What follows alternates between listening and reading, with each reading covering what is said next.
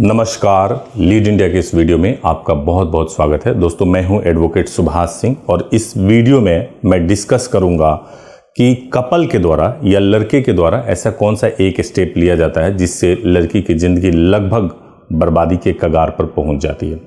देखिए, दोनों आपस में बहुत प्यार करते हैं और एक दूसरे से प्यार करना कोई गलत बात भी नहीं है, लेकिन सबसे बड़ी दिक्कत तब होती है जब आप अपने घर में बता रहे हो और घर वाले आपके प्यार को समझ नहीं पा रहे हैं। घर वाले आपको पैसे के और कास्ट के बेसिस पे जज कर रहे हैं और ये सिचुएशन बहुत ख़राब हो जाता है। और कई बार तो हमने ऐसा भी देखा है कि लड़का बहुत ही सक्षम है, कास्ट भी सेम है, सब कुछ सेम है, लेकिन उसके बावजूद लड़की की साइड से रिस्पॉन्स नहीं मिलता है और मैरिजेज नहीं हो पाती है।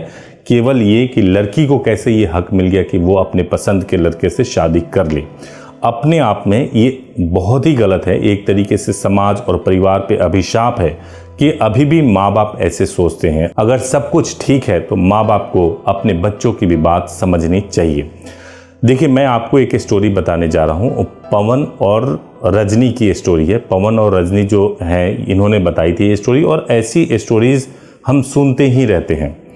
पवन और रजनी ने अपने अपने घर में बता दिया था कोर्ट मैरिज के बारे में। वो ये डिस्कस कर रहे थे कि भाई हम शादी करना चाहते हैं, घर वाले तैयार हो जाएं, आप करा दो। ऐसे बहुत बार बात हो चुकी थी। घर वाले डांटते थे, फटकारते थे और बात ख़त्म हो जाती थी। कभी प्यार से भी बात कर लेते थे, बात ख़त्म हो जाती थी। लड़के ने यानी पवन ने रजनी के घर में भी बात कर लिया और रजनी के घर वालों को भी कन्विंस करने की पूरी कोशिश करी और वहाँ से कोई ना तो स्पष्ट ना मिला और ना ही स्पष्ट हाँ मिला। इस तरीके का एक कन्फ्यूजन चल रहा था। और ये केवल एक पवन और रजनी की कहानी नहीं है, ऐसे अनेक कहानियाँ हैं। अब उन्होंने डिसाइड कर लिया कि उनको कोर्ट मैरिज करना है। तो कोर्ट मैरिज वाले दिन, जब कोर्ट मैरिज करने में 2 से 3 दिन रह गया, तो उसके बाद से उन्होंने क्या किया कि पवन ने सोचा कि एक बार मैं फाइनली लड़की के भाई से बात कर लेता हूं कि हम 2 दिन के बाद कोर्ट मैरिज करने वाले हैं। अगर आप नहीं मानते हो तो फिर आपके हाथ में कुछ बचेगा नहीं।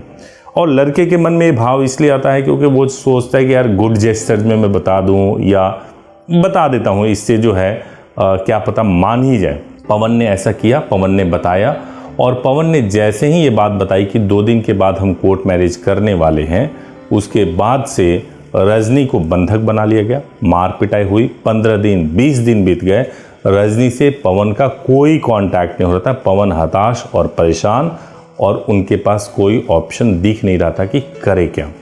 देखिए, ये आमतौर से कब होता है? आमतौर से ये सिनेरियो आपके साथ नहीं, बहुत सारे कपल के साथ होते हैं।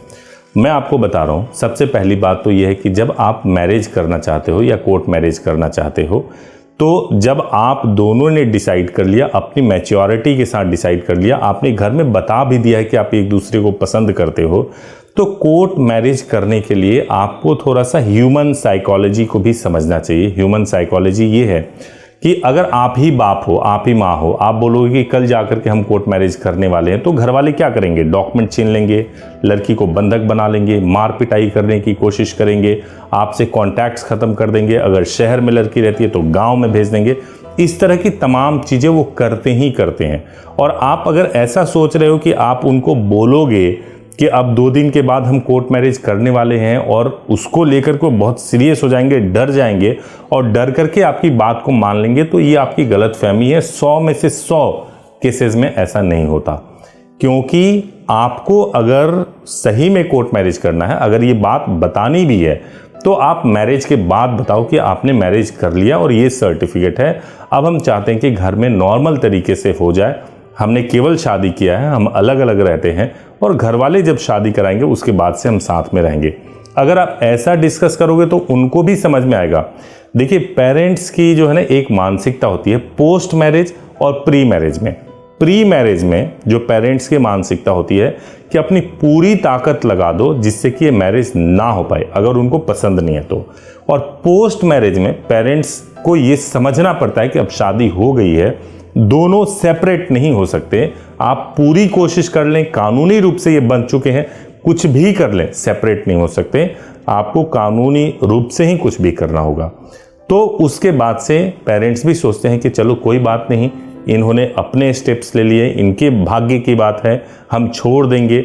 और वो नॉर्मल तरीके से समाज में शादी करके या बता के, अलग अलग तरीके से बता करके वो आपको छोड़ देते हैं। तो नॉर्मली ऐसा होता है। तो इस तरीके से जब आप पवन ने जैसे किया, पवन ने तो बता दिया और वो अपने घर में है, लेकिन रजनी के साथ क्या हुआ? ताने, मार पिटाई, बेइज्जती, उलाहना, सब कुछ हुआ। फोन छीन लिया गया, इंडिपेंडेंस खत्म, सबके सामने बेइज्जती हो गई। तो लड़की की जिंदगी तो एक तरीके से आपने बहुत खतरे में डाल दी ना। अगर आपको वास्तव में शादी करनी है तो आप उसको कंफर्ट दो, आप उसको खतरे में क्यों डाल रहे हो? आपने जिस तरीके से खतरे में डाल दिया, ये बहुत ही खतरनाक है, ऐसा करना नहीं चाहिए। तो एक तो ये हो गया। दूसरा चीज ये हो गया कि आजकल हमने एक और सिनेरियो देखा है कि जैसे शादी तय हो गई लड़की की कहीं और, तो लड़का जो बॉयफ्रेंड है वो चला जाता है उस लड़के के पास जिससे शादी होने वाली है और पेरेंट्स ने तय की हुई है, और वहां जाकर के ये बताना कि मैं इससे प्यार करता हूं और आप अलग हो जाओ, आप दूर हो जाओ, इस तरह की चीजें बताने से आपको, देखो शादी तो खैर टूट ही जाती है, लेकिन ये भी बता देते हैं जो लड़के वाले, जहां पे आपने जाके ये इन्फॉर्म किया हुआ है, आपने बताया हो, वो सीधे सीधे फ़ोन करते हैं लड़की के घर में और बताते हैं कि कोई लड़का आया था और जिसने ऐसी ऐसी बातें बताई। उसके बाद भी लड़की की लाइफ के साथ में बहुत दिक्कत होती है, बहुत ही तरीके से मार पिटाई की जाती है। आपको इससे भी बचना चाहिए और ऐसा कोई स्टेप नहीं लेना चाहिए। कोर्ट मैरिज करना है, लव मैरिज करना है, तो आपको सही गाइडेंस मिलना चाहिए। अगर आपको सही गाइडेंस चाहिए तो आप हमारे हेल्पलाइन नंबर 8800444555 पर सुबह 9 बजे से लेकर शाम को 8 बजे के बीच में कॉल कीजिए। 7 डेज कॉल कर सकते हैं, हमारी टीम आपको गाइड करेगी। Thank you so much for watching this video. Thank you so much.